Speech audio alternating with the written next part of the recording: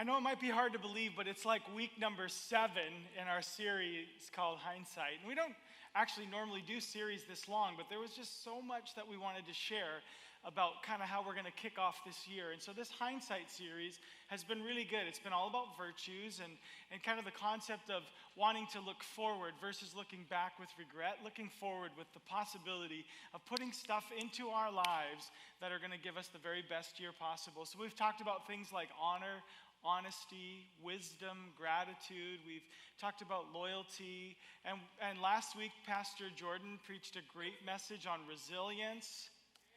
And he's here tonight, so we can show our appreciation for that. And today's been a great day because we've been talking all day about integrity. That's what we want to talk about today. And I'm just thankful that we get the opportunity to talk about this. And it wouldn't take you very long if I just said to you, listen, why don't you make a list of all the virtues that you can come up with? It wouldn't take you long to get to integrity. And let me explain to you why that's the case. The reason why that's the case is because integrity is about as foundational as you can get. You know, when we talk about being someone who honors others, that's an act of integrity. We talk about functioning with wisdom. Wisdom just pairs with integrity so perfectly. When we talk about honesty, well, honesty is integrity. And if you look through all the virtues, if you start to think through all the virtues, you realize that integrity forms a bedrock. In fact, it's integrity that informs our capacity to live out the virtues. But integrity is very interesting because integrity comes down to a choice.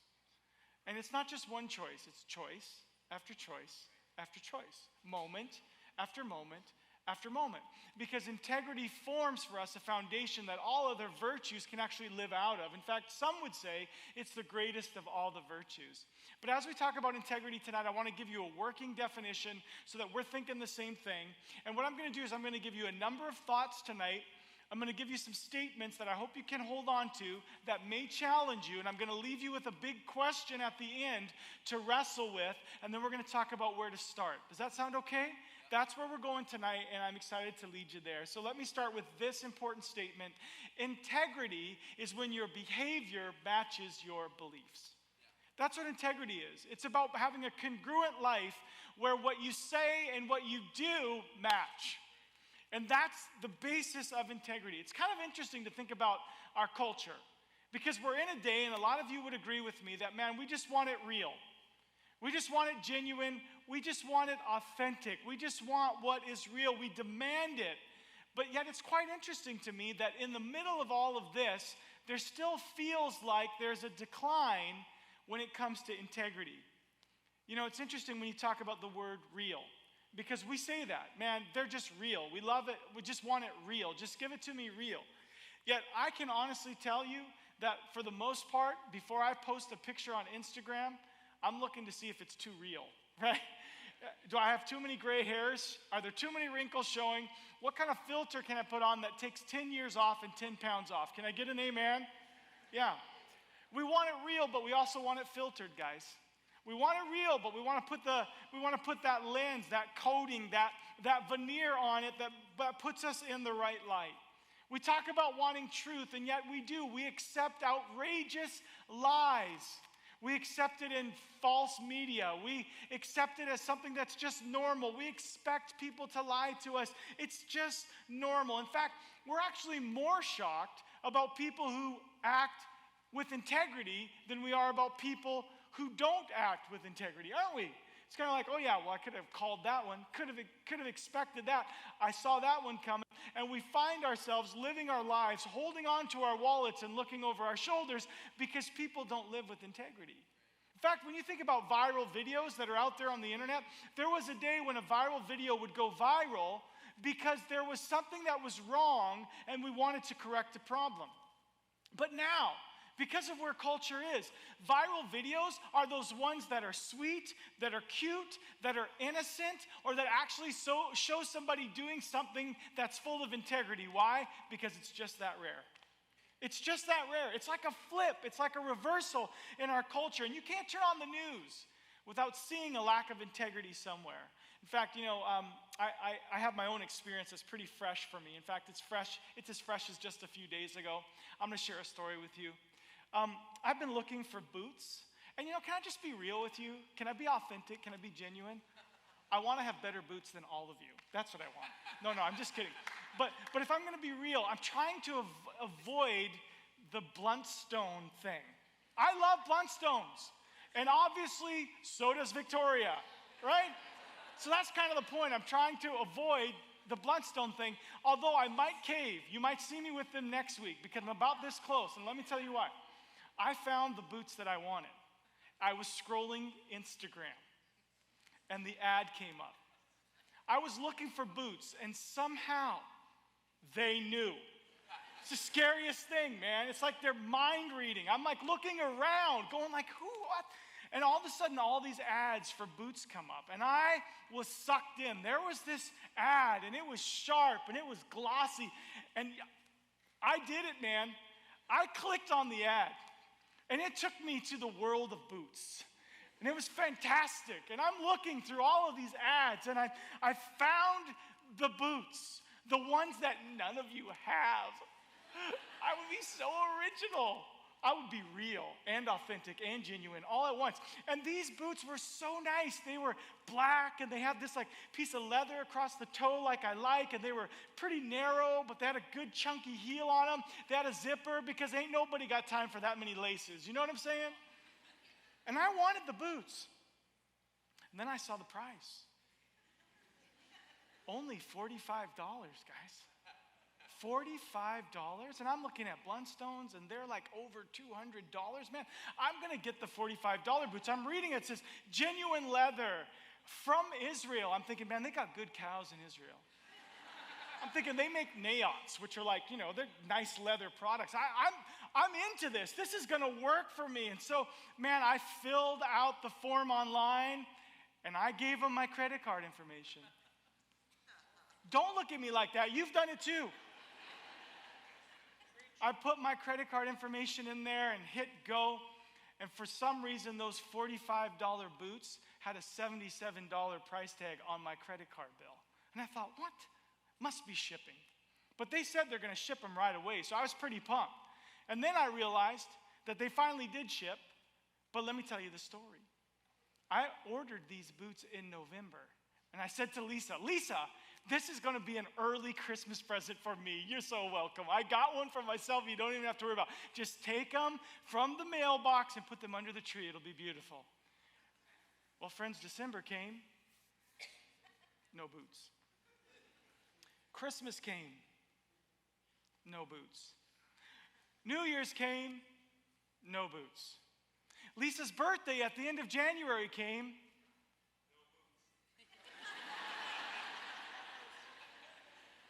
February started, and all of a sudden, just this week, in my mailbox was the stub from Canada Post to go pick up my boots. Finally, they have arrived. I was a little excited. I'm not going to lie. I was a big kitty, and I went to the post office, and I gave them the thing. I said, I think these are my boots. And they took it from me, and they scanned in the back, and they said, yes, they are. And they came out with a bag instead of a box. And I thought, that's weird. That's weird. And I realized, well, these are from Israel, but it says China Post on this bag. They must have sent them from Israel to China. It must have been less expensive to bring them here for me. That's why. They got lost. That's why they're finally here. And then I realized they don't really feel that heavy. I sort of feel like really light, like Crocs. Weird. This is weird, man. So then all of a sudden, I couldn't take it anymore. I brought them home. I put them on the island in the kitchen, and I ripped open the bag because there was no box. And I ripped it open, and all of a sudden, the aroma of polyurethane filled my nose. It was like smelling gasoline, and I realized there is not a single cow that was injured in the making of these boots. I don't know how I ordered the vegan boots, but these were vegan boots. I gotta tell you, man, they are ridiculous. Lisa has the boots here. Here they are. They are light as a feather, and they are polyurethane. They smell so bad, nobody should wear them. This is completely some sort of rubber composite. My only concern was that they came from Wuhan, but that was a different issue altogether. And then I just saw this crease. Like leather doesn't do that. That's because they were squished in a bag. There was no box. So I just want to tell you, I'm never going to wear these boots. I'm completely distraught about it. I'm frustrated. And what it tells me is something that many of you would have told me. Why are you buying them off of Instagram? Some of you are smarter than me. I had high hopes, high expectations. Lisa, I can't have these on the platform. They just smell too bad. I can't do my work up here. Thank you, sweetie. The point is, maybe you've heard the phrase, buyer beware. You know, why do we have a phrase like that? It's because you've got to watch your back, because people will try to make $1 off of you. People will try to take advantage of you, and people will rob you blind if they can. Why? Because in our culture, there's a lack of integrity. Now, when I share these boots, this is fine, this is funny, and I'm going to recover. I'm going to be okay. Like, it's no big deal, really. Yeah, in time. That's right. Just give me a week or so, and I'll be fine. But the point is this. There are other things about a lack of integrity that really do damage us, damage our culture, damage our world. It's an example, but for you, maybe you've seen some other places where this has been taking place. Maybe there was an athlete that you really admired that was found out to be doping or cheating or something of that nature. Or maybe it was that businessman that you watched on the news as their whole world imploded because they had been siphoning money off of the company for many, many years. Or maybe it was more than that. Maybe it was the politician who made a promise and you believed them and the promise has been broken. Or maybe it was that Christian leader who said one thing and stood against something and then did exactly what it was that they were standing against. You know, maybe it's even more personal than that. Maybe for some of you, you've had to wrestle with the reality that your spouse lied to you, or your child deceived you, or your best friend betrayed you. You see, this is when it gets real. And it doesn't matter where you look. Over and over and over again, we can see in our culture a lack of integrity. It shows up everywhere. And I know that I've been victimized by it. You've been victimized by it. But let's face the facts. The temptation is always there. The funny thing about integrity is that it actually is played out mostly in your mind, but then it moves to your actions in a very, very destructive way.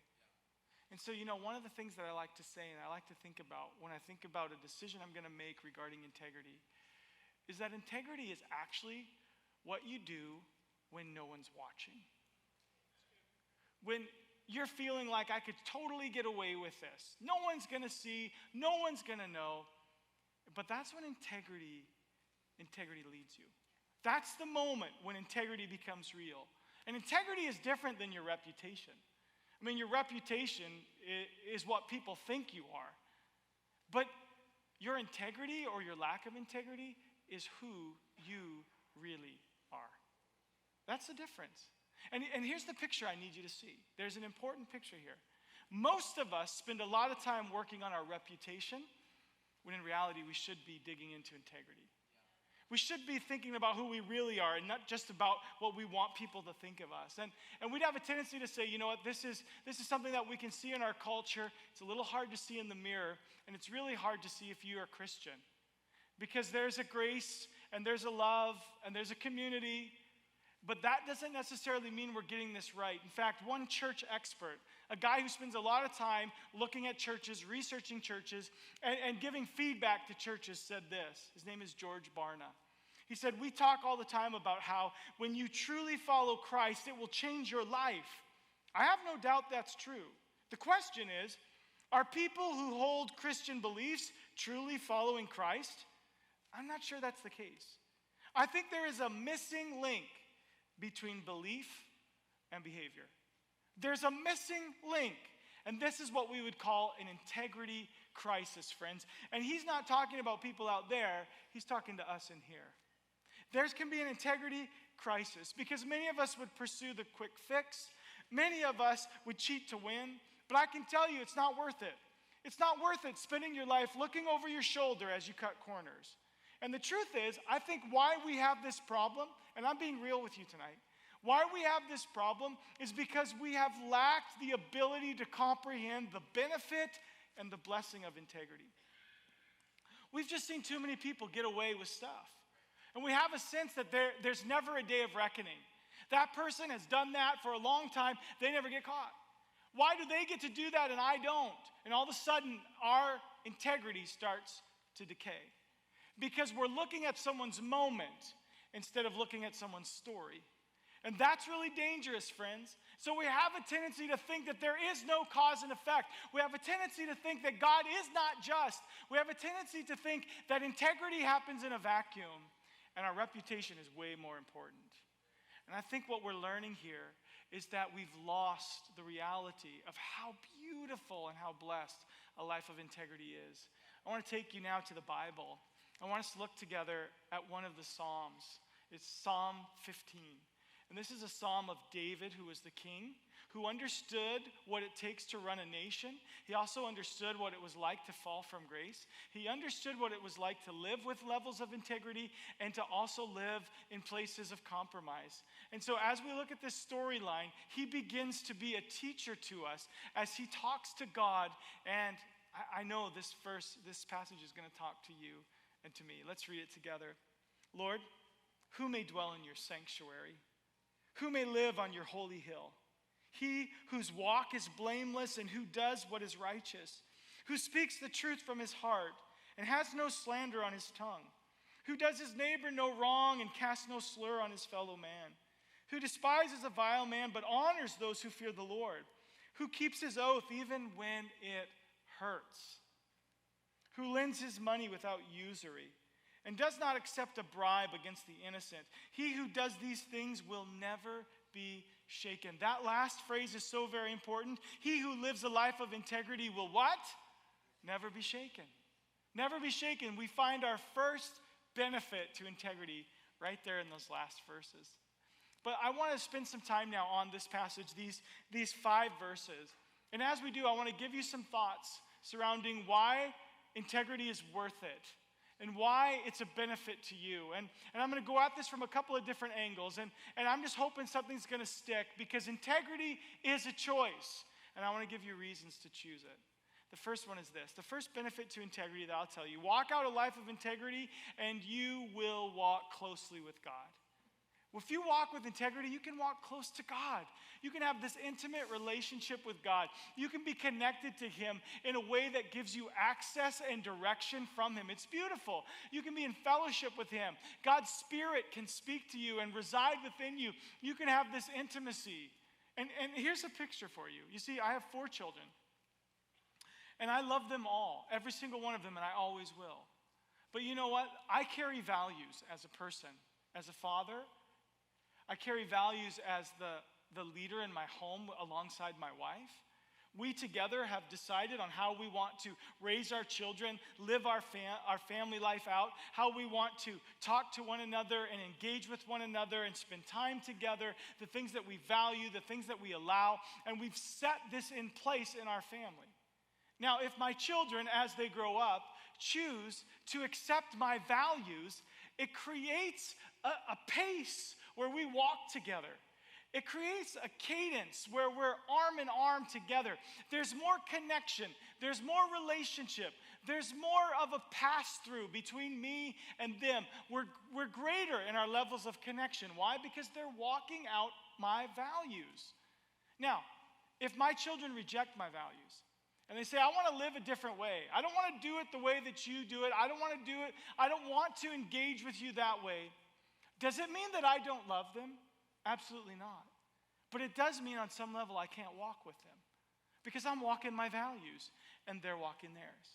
And so it does create distance. It creates separation. And I want you to understand that's the same with God. When you walk with integrity, it's like it course corrects and puts you back in God's orbit. It brings you back to that place where you connect with Him and He can then influence your life. If you live a life of integrity, you will walk closely with God. There's another benefit. I want to share it with you now.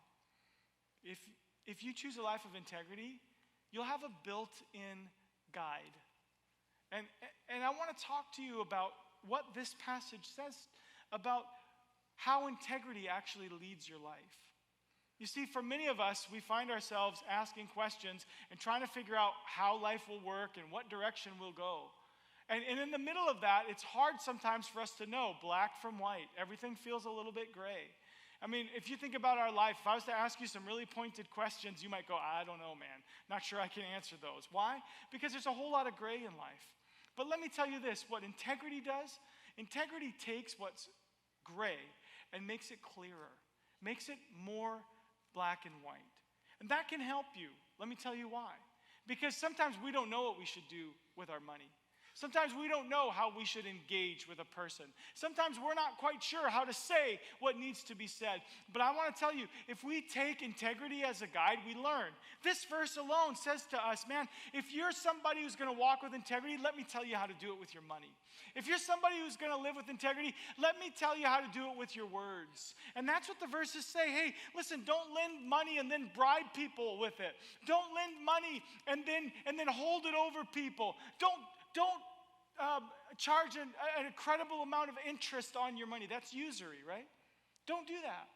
It also tells us when you speak without slander. Let there be no blemish in your words. If that's your goal, then you begin to walk with integrity. You have a built-in guide. All of a sudden, things become clearer. Things where people are paralyzed. Things where there seems to be a lot of mud in the water. It gets much, much clearer for you because your integrity will guide you. Third benefit. You'll have constant peace in your heart. Now listen, I don't know how much peace is worth, but some might say it's priceless. You know? To literally be at peace in your life. Some of you right now would say, man, I'd give anything for peace. If I could just have peace in my life. Listen, I want to tell you that integrity creates a pathway toward peace, and I'll explain why. You see, when you start to live in line with integrity in your life, you can put your head down on your pillow with absolutely nothing to worry about, right? You don't have to look over your shoulder or wonder. You see, a lot of times what happens is we end up with a lot of fears in our lives. If we don't function with integrity, we have more fear. We have more worry. But this verse says if you choose integrity, you won't be shaken. I mean, that's what we're talking about here. You know, it's about being able to put my head down on my pillow and not worry. I wonder if someone saw. I wonder if I'm going to get caught. I wonder if my spouse knows. And on and on and on it will go. The questions, the worries, the fears. And here's the thing. The enemy of your soul would love to blind you to the negative realities of a lack of integrity. The enemy of your soul would love to tempt and entice you with the promise of money and the promise of fulfillment and the promise of pleasure and the promise of adventure. Just sacrifice your integrity and you can have all of this. But let me tell you, it's a lie. In the end, you're left with worries. You're left with fears. You're left with devastation. You're left with brokenness. You're left with destruction. But if you choose a life of integrity, you're going to have peace, constant peace. And I can't even begin to describe how valuable that really is. The final thought I want to give you about the benefits, there's so many more, but let me just give you this last one. If you live a life of integrity, here's what you can count on. You can count on gaining, not losing. And you're going to gain. You see, so many times when we think about integrity, we think about what we have to give up in order to have it. Oh man, I can't do that business deal, or I can't have my cake and eat it too, or I can't indulge in that, or I can't go there, or I can't say that, or I can't take that for myself. We think about what we lose, but the truth is you gain so much. If you choose integrity, you're going to gain. You're going to gain with people around you. You're going to gain things like trust. You're going to gain things like respect. You're going to gain things like honor and influence. And why do I share these things with you? Because they're byproducts of a life of integrity. People will trust you because they know that you're going to do what you say, right? You're going to feel the honor from people because they're going to begin to respect you because you make good choices.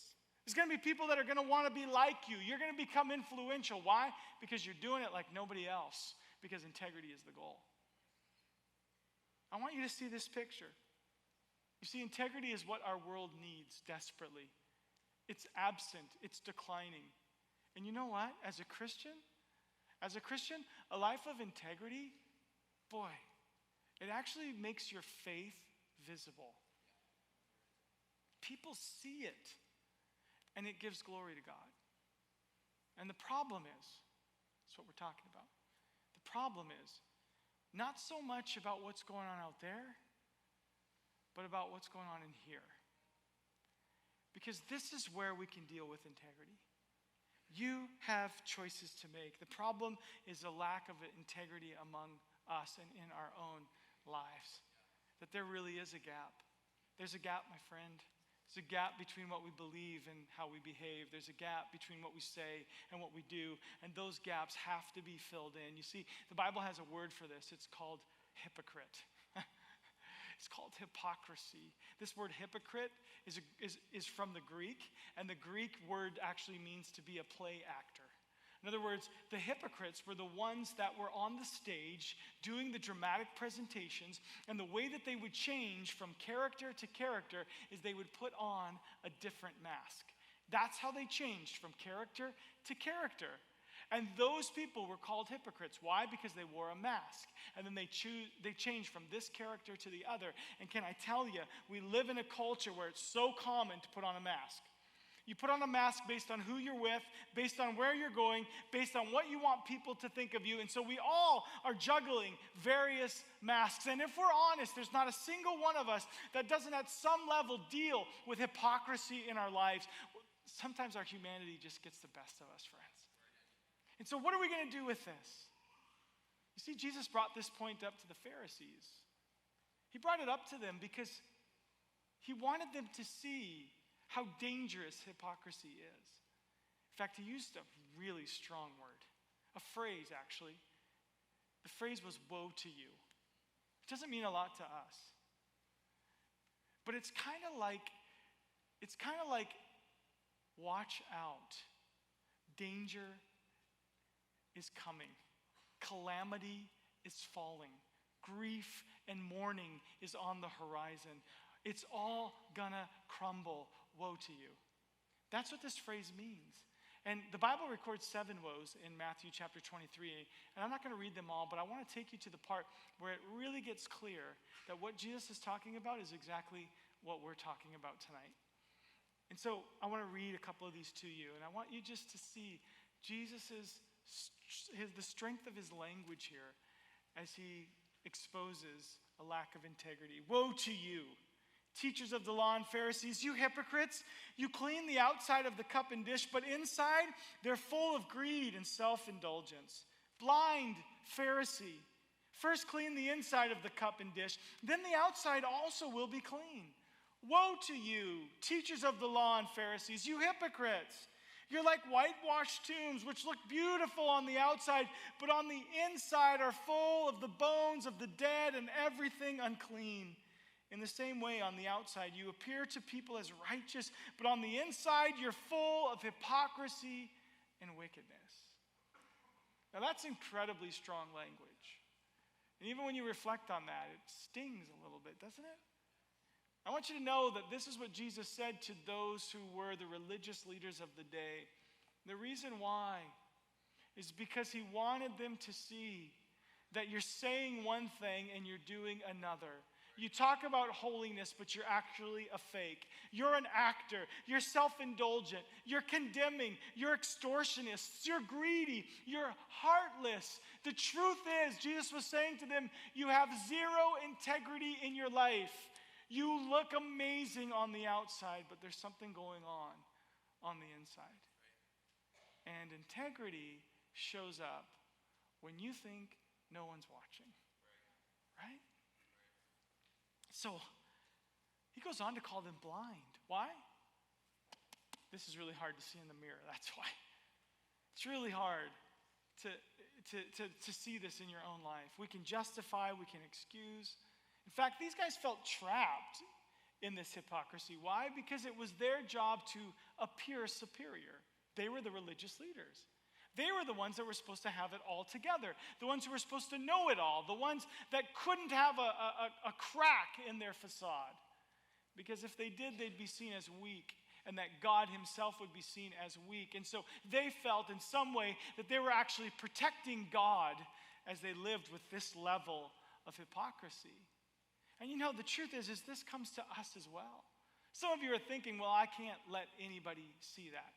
I'll just keep the mask on. You see, we strive to cover up. We strive to hide our shortcomings and our inconsistencies. And so what do? We act. And we act like the super parent, like we got it all together, and my kids are not driving me crazy, and I always look like this. And I'm always this calm and together, right? Like this is just how I am. Why? Because I'm perfect. We put on the mask. We put on another mask about being successful. Even if the bank account doesn't prove that story, we'll live on credit so that people can see that we look successful. We'll come to church and act like we're sinless. We'll interact with each other in a way that expresses our confidence, but in reality, we're very, very insecure. And truth is, we might look like we have it all together, but it's a lie. It's a lie. It's not true. It's not where I'm really at. In our hearts, as a result of this, we feel it. Conflicted, fearful, ashamed. You see, this is the reality of how the enemy uses a lack of integrity. And you know how we win? We get honest. We get honest with ourselves. We get honest with God. And then somewhere along the way, we actually have the courage to get honest with people. So I want to ask you a question. It's a question that I wrestle with. I think it's a great question for all of us to wrestle with. What's your integrity worth? Why don't you think about that for a minute? What's it worth? In fact, maybe a better way to say it is, what do your actions prove that your integrity is worth? Because your actions will tell the story. Is it worth lying on your resume so you can get that job that eventually you're either going to retire from or quit? Is it worth your integrity? Is it worth your integrity to turn in that business expense that's actually not a business expense? Is that worth the exchange for your integrity? Is it worth your integrity to exaggerate, lie, in order to get the laugh or to be endeared to a friend? Is it worth your integrity to look at those images and lie to your spouse about it? Is it worth exchanging your integrity for those things? I don't think any of us would say that they are. But maybe our actions prove that we do. See, the gap between belief and behavior comes up in such a strange way. What's your integrity worth? We're talking about more than just a simple act of virtue. We're actually talking about the core of who we are. We're actually dealing with us, our values, our beliefs, the part of us that lives on forever. And I want to tell you that there's nothing worth exchanging that for some material thing. It's just not worth it. It's just not worth it. You know, when I think about the story of Job, talk about a riches to rags to riches kind of story.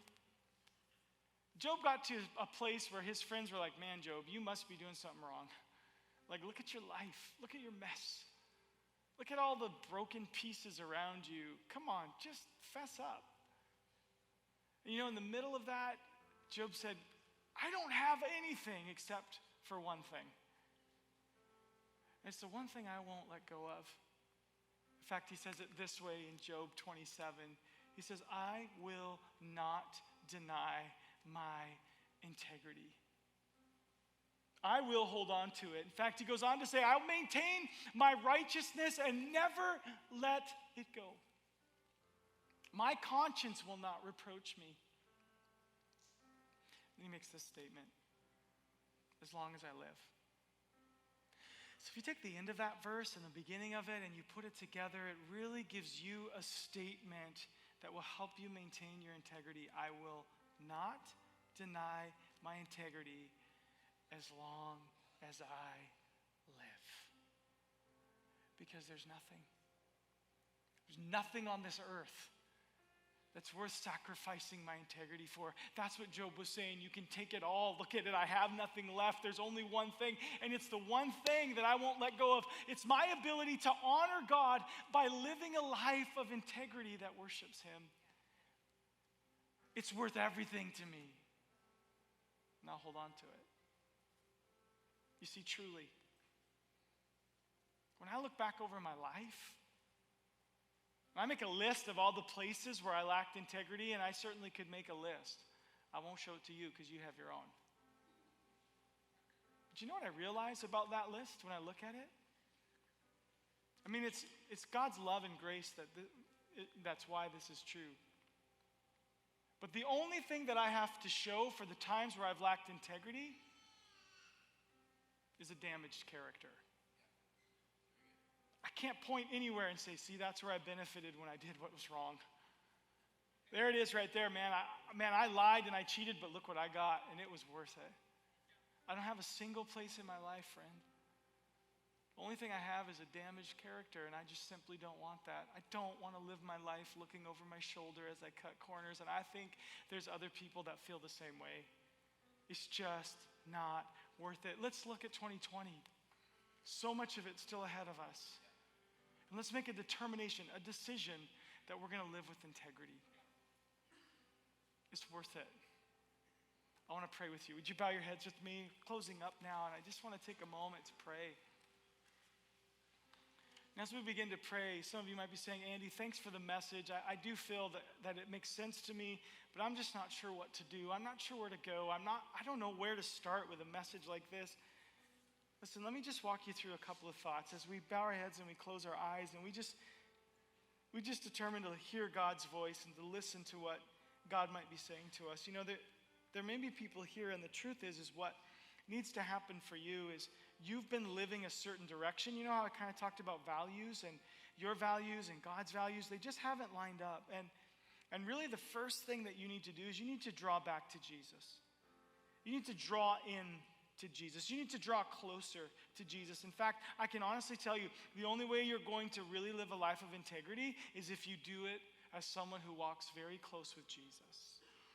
There's just too many pitfalls, too many opportunities to go your own way, too many places where you can fall into temptation. But Jesus Christ has a way forward. Draw close to him. Maybe for someone here, you're making that decision for the first time. I'm going to align my values with God's. I'm going to walk with Jesus. I'm going to let him lead, and he'll lead me into success. Maybe you're here today, and as we're beginning to pray, you think about those that you've misrepresented yourself to. Those who you haven't necessarily been honest and forthright and true with. And there may be even somebody beyond yourself, beyond God. There may be a person where an apology needs to take place. That's something you can do to regain a level of integrity. It really is. You can do that. If you ask for forgiveness, then you begin to start down this path of integrity. For some of you here, it's just simply a decision. I'm going to be a person of my word. I'm going to actually allow what I say and what I do to match. That's a decision you can make tonight. And still others of you, as we begin to pray now, you might be able to say, man, there's a place where I always wear this mask. It's not me. I hate it. But I just keep putting it on. And for you tonight, the decision you're making is I'm done. I'm done with that mask. I'm not going to wear it anymore. Ever again.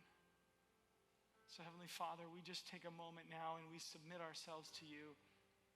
We rest our lives in your capable hand, and we start by saying, Lord, we will draw near. Jesus be guide. Jesus be leader. Jesus, take our lives. There may be someone here today, Lord, that's never invited you to be Lord over their lives, and tonight they're doing that. Lord, receive them, embrace them, draw them near to you as they say, forgive me of my past and give me your kind of future. I want to walk with your values. I want to be your child. I submit myself to you. I say no to me and yes to you. Lead me, Jesus. I'm so thankful that you hear prayers like that. Lord, I pray for courage. I pray for decisiveness to do and say the same thing. And I pray, Lord, for great strength to throw away masks and to live that integrated, Spirit-led life as we let you be God. Lord, we see the gap and we need you. Fill us with the capacity to live with integrity. In Jesus' awesome name. Amen.